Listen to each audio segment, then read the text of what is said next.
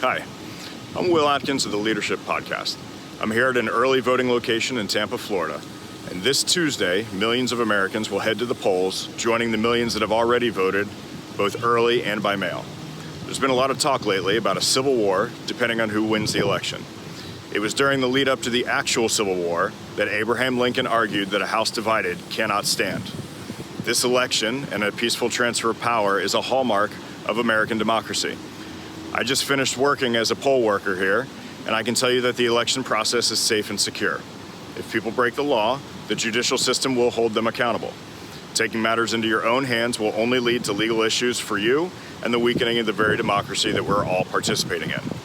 Thank you for voting.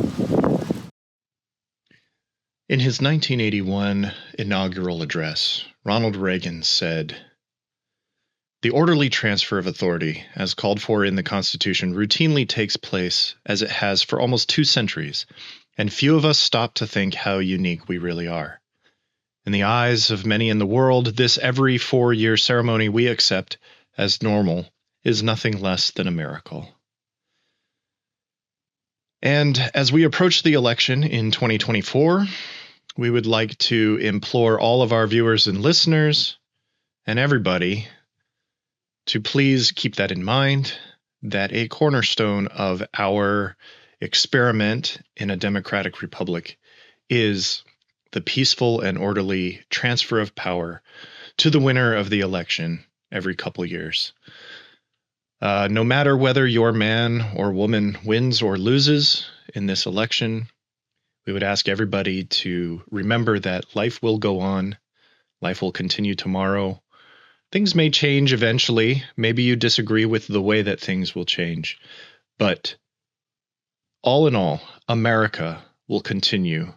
And we together will work to make America great, to keep it great, and to ensure that life, liberty, and the pursuit of happiness are available to all who seek it here. So we ask you, please don't go out and riot and loot and burn and pillage.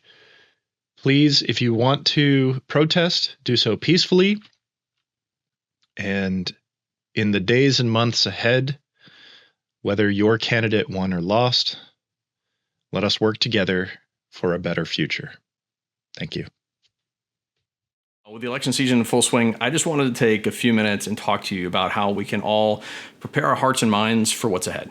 Right? This time around, as in every election, there's a lot at stake, and it's natural for emotions to run high, but it's also important more than ever that we stay calm, like we're rational, and we're committed to showing respect to each other, right? And not just to each other, but to our country. Right? I get it. Politics is a touchy subject. It affects all of us deeply, whether it's in our jobs, our families, our values. And when we feel strongly, it's easy to fall into the us versus them thinking.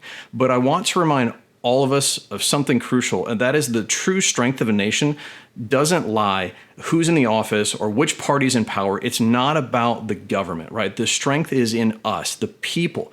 The government is only as strong as the character of the citizens who make up the nation. So with that in mind, this country's legacy was built by people with different backgrounds and beliefs who came together with one goal, to build something better. And yes, they disagreed, sometimes passionately, but they found ways to work together, and that's the spirit that has made this nation one of the most resilient in history. So as Election Day approaches, remember that we are all Americans, we're all neighbors, we're coworkers, we're friends, we're family.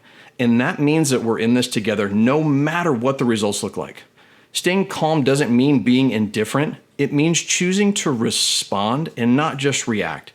It means finding ways to disagree respectfully, to understand, and to see the person behind the opinion. So as we head into the election, let's be leaders in our own lives and in our communities. Let's be the ones who show that it's possible to deeply care and still treat each other with respect.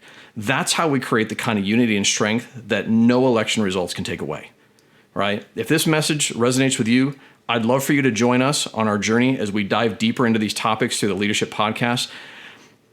And we can talk about the concepts of leadership and values and what it really means to build each other up. So make sure you smash that like button, subscribe to the channel so you don't miss a thing. Together, we can choose to be the kind of people that make this nation stronger.